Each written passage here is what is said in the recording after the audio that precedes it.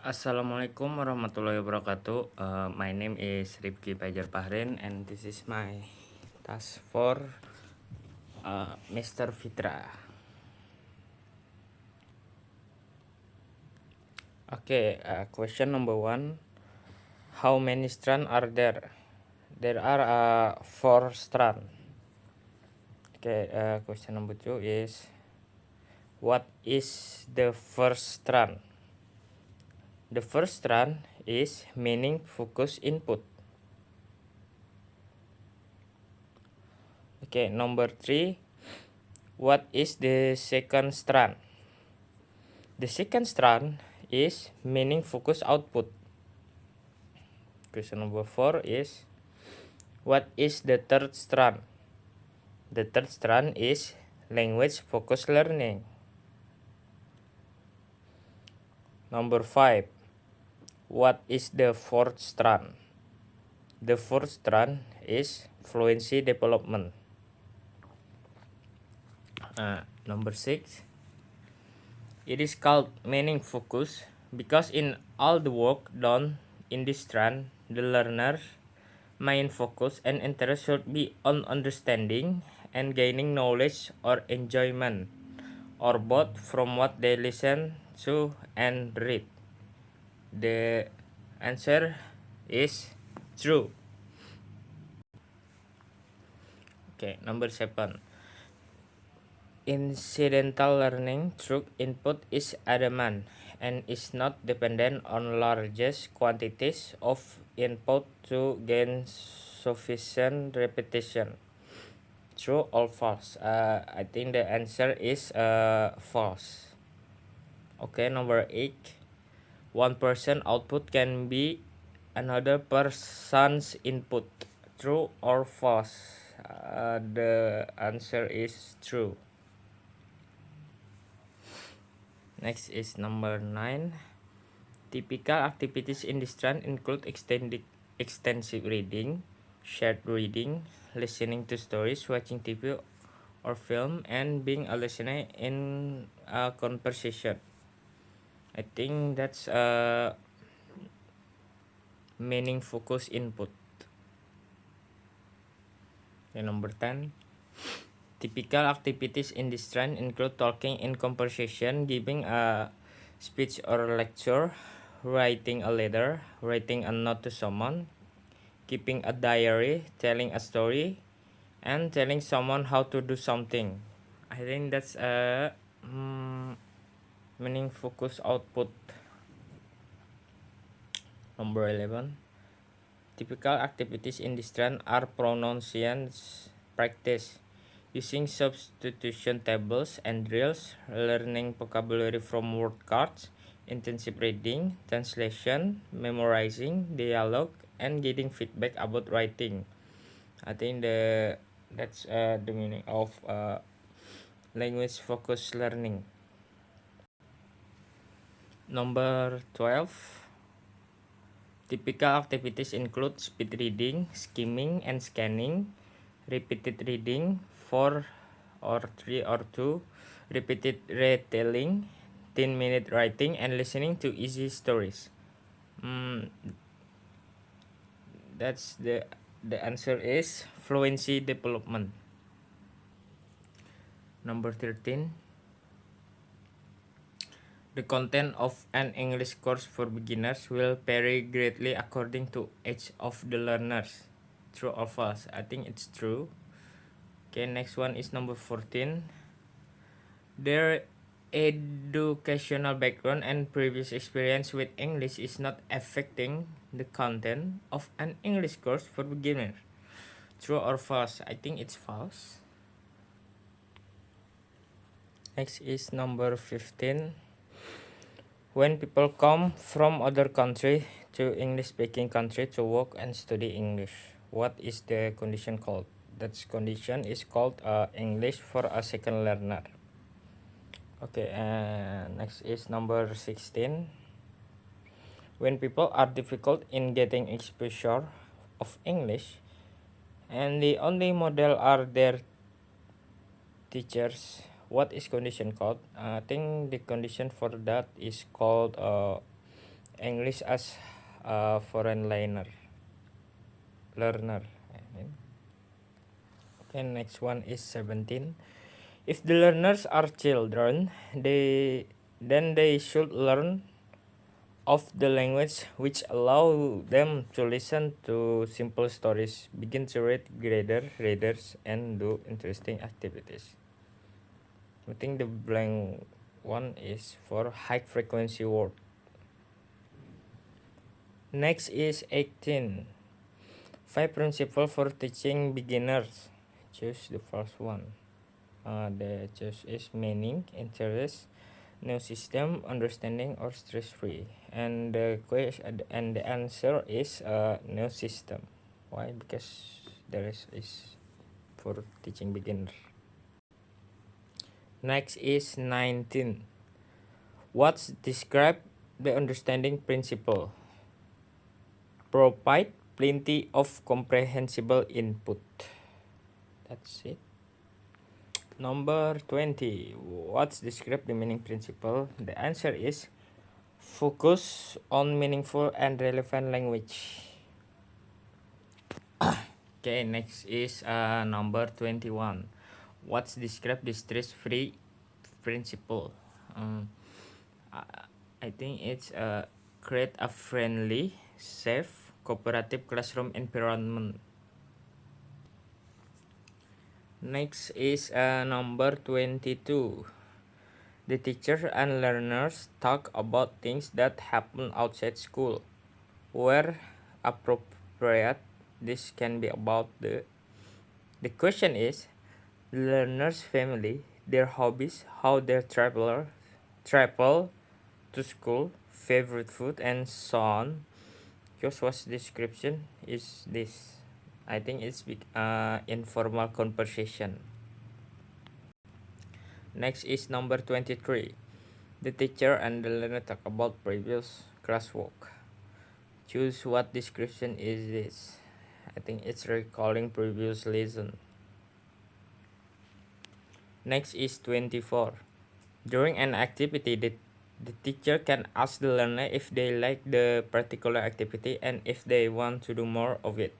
Kushwa's description is this. I think it's finding out learners' opinion and idea. Okay, next is 25. There are several ways of deciding what sentence and phrases to learn. What is the first thing to do? I think the first thing to do is the learner thinks of things they want to be able to say, and the teacher provides the second language phrase to say this. Next is 26. There are several ways of deciding what sentence and process to learn. What is the last thing to do? I think it's the teacher follow a course book. Next is 27. We often take the importance of listening for granted, and it's arguably the less understood and most overlooked of the four skills L, S, R, and W in the language classroom.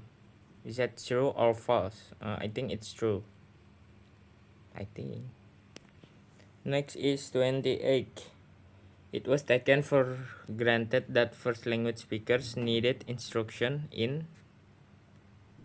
It's true or false? I think it's true. Next is 29. Blah blah blah. Typically associated with the transfer of information. I think it's one-way listening.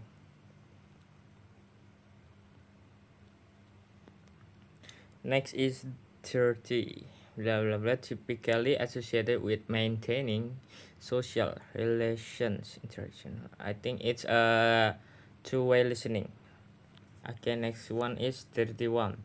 The processes the listeners uses to assemble the message piece by piece from the speech stream, going from the part to the whole. I think it's bottom up. Okay, next is 32. The listeners uses what they know of the context of calm? I think it's top down. Okay, next one is 33.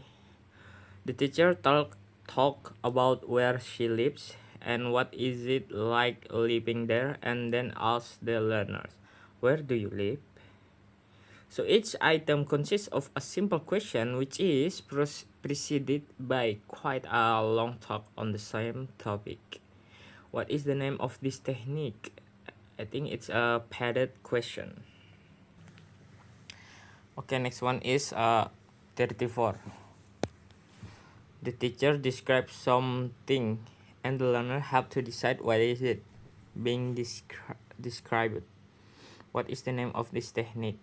The name of that technique is what is it? Okay, next one is 35. The listeners listen to a story and occasionally about once every 50 words. The teacher pauses so that the learner can guess the next word in the story. What is the name of this technique? The name of that technique is oral close. Next is 36. The learner see a set of pictures that are in wrong order. They listen to a description of each of the picture. What is the name of the technique? The name of that technique is picture ordering. Next is 37. A dictation text is a piece of connected language about 100 to 150 words long. Is it true or false? I think it's true. Okay, next is 38. Dictation text should contain useful or interest and poem. Is it true or false? I think it's true. Okay, next one is 39. 39. When learners make very few mistakes in dictation, instead of reading the text several times, the teacher can read it only once in short phrases. What is that? Is that a one chance dictation? Okay, next one is number 40. The learners have a copy of the dictation text in front of them. They work in small groups with one person in the group reading the dictation for the others to write. What is that? Is that a peer dictation? Okay, next one is number 41. Nouns, verbs, adjectives, and adverbs are written on the blackboard in the same order as they are in the text. Thus, when the learners listen to the text, they can give their attention to the other difficult words. What is that? Is that a guided dictation? Number 42. Even the native. True or false? I think it's true. I guess. Okay, number 43. There are 5 factors that have been shown to have major effect on the second language. Okay, next is number 44. The teacher hardly speaks but guides the learners to find their own criteria for the sounds of the language. I think it's a silent way. Next one is 45. The pronunciation is given gently but clearly from a point outside of the learner's view, but within their personal space. What is that? Is that a community language learning? Next is number 46. Part of the skill of listening is learning how to take an active role in providing feedback to the speakers. What is that? Is that a negotiation? Next one is number 47. The learners are given a set of controversial statements such as every child needs at least one brother and sisters in the group can agree with them. Gower, 1981. What is that? Is that a modify this statement? Okay, next one is number 48. Pair work usually produce more negotiations on the same task than work in a group of 4. True or false? I think it's true. Okay, next one is number 49. Learners gain control of the listening material. When the learners have this control, listening exercise can become learning exercise. What is that? Is that a controlling the teachers? Okay, and finally, number 50. When learners has a copy of a story, they tell the what story is about. It's about discover the story. Okay, I think that's it from me. Thank you for listening and see you in the next project or video or whatever. See you and thank you. Bye.